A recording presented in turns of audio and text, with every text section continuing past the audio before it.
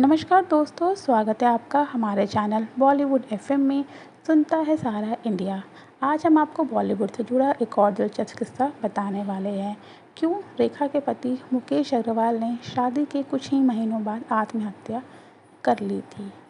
रेखा यूँ तो बॉलीवुड की एक सफल अभिनेत्री थी, लेकिन उनकी पर्सनल लाइफ हमेशा ही चर्चा का विषय रही है।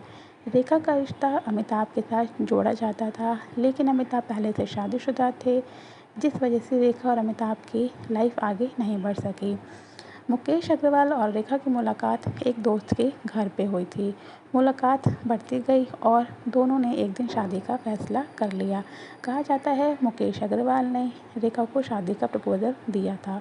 उस वक्त मुकेश की उम्र 37 साल की थी और रेखा की उम्र 35 साल की थी। जब दोनों ने शादी का फैसला किया, उस वक्त दोनों के ही परिवार मुंबई में नहीं थे। बावजूद इसके उन्होंने शादी का फैसला कर लिया। रेखा ने शाम को लाल रंग की कांजीवरम साड़ी पहनी और मुकेश के साथ मुंबई के एक मुक्तेश्वर देवालय मंदिर जा पहुंची। लेकिन मंदिर में ज़्यादा भीड़ होने की वजह से वो रात को मंदिर में गए। जब वहाँ के पुजारी ने मुकेश और रेखा को देखा तो वो देख के दंग रह गए, क्योंकि रेखा एक सेलिब्रिटी थी जो उस मंदिर में दर्शन करने के लिए अक्सर जाया करती थी। रात 10:30 बजे पंडित जी ने शादी के मंत्र पढ़े और दोनों की शादी कर दी गई। शादी में रेखा और मुकेश के कुछ करीबी दोस्त आए हुए थे। बाद में शादी होने के बाद मुकेश ने रेखा को कहा कि उन्हें अपने कुछ फिल्म स्टार फ्रेंड्स को भी जाके खुशखबरी देनी चाहिए। बाद में रेखा हेमा मालिनी के घर जाती है। वहाँ पे वो मुकेश अग्रवाल के साथ हेमा और धर्मेंद्र के घर जाती है। इस दौरान हेमा ने उन्हें गौर से देखा और कहा, अब ये मत कहना कि तुमने इस आदमी से शादी कर ली है। रेखा ने जवाब में दिया, बिल्कुल मैंने ऐसा ही किया है। बाद में हेमा ने उनसे पूछा था कि क्या वह बहुत अमीर है, लेकिन रेखा ने उस वक्त कुछ नहीं कहा। शादी के बाद रेखा मुंबई में रहती थी और मुकेश दिल्ली में। रेखा अक्सर मुकेश से मिलने के लिए दिल्ली जाती थी और मुकेश भी अक्सर रेखा से मिलने के लिए मुंबई आया करते थे। लेकिन रेखा और मुकेश धीरे धीरे इस रिश्ते से उब चुके थे। मुकेश नहीं चाहते थे कि रेखा शादी के बाद फिल्मों में काम करे। रेखा भी अपना करियर ख़त्म करने के लिए तैयार नहीं थी। लेकिन शादी के बाद मुकेश के बिजनेस में लगातार घाटा होता जा रहा था। मुकेश और रेखा में काफ़ी बहसबाजी होती थी और मुकेश को बिज़नेस में ज़्यादा घाटा भी होता जा रहा था।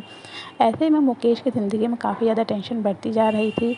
कहा जाता है कि रेखा इस शादी से खुश नहीं थी और उन्होंने मुकेश से तलाक लेने की अर्जी लगाई थी। लेकिन बाद में रेखा ने बताया था कि सच बात तो ये है कि मैं नहीं, मुकेश मुझसे तलाक लेना चाहते थे। शायद हमने शादी करने में बहुत जल्दबाजी कर दी थी। रेखा ने कहा था कि मैं मुकेश को समझ ही नहीं पाई थी। मुकेश बर्दाश्त नहीं कर पाए कि उनका बिज़नेस इतना घाटे में जा रहा है और वो शादीशुदा ज़िंदगी में भी खुश नहीं थे। इसलिए उन्होंने आत्महत्या कर ली। रेखा के ससुराल वालों ने उन पर इल्ज़ाम लगाया था कि रेखा की वजह से उनके बेटे ने आत्महत्या कर ली है। शादी के 7 महीने के अंदर ही ऐसा क्या हुआ कि मुकेश अग्रवाल ने रेखा के दुपट्टे से लटक कर आत्महत्या कर ली थी। मुकेश अग्रवाल ने एक सुसाइड नोट भी छोड़ा था, जिसमें उन्होंने रेखा के नाम पे कोई भी प्रॉपर्टी नहीं की थी।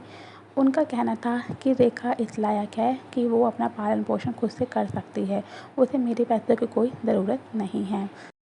मुकेश अग्रवाल ने शादी के 7 महीने के अंदर ही आत्महत्या कर ली थी, जिसका इल्ज़ाम रेखा पर लगा था। रेखा ने इसके बाद तो कभी शादी नहीं की, लेकिन रेखा आज भी अपनी मांग में सिंदूर लगाती है। रेखा ने कहा था कि ये सिंदूर मैं सिर्फ फैशन के लिए लगाती हूँ, क्योंकि ये मुझ पर सूट करता है, ये किसी के नाम का सिंदूर नहीं है। बाकी आपकी इस पर क्या राय है, हमें कमेंट करके ज़रूर बताइएगा। मिलते हैं अपने नेक्स्ट वीडियो में, तब तक के लिए bye bye and thanks for watching my videos.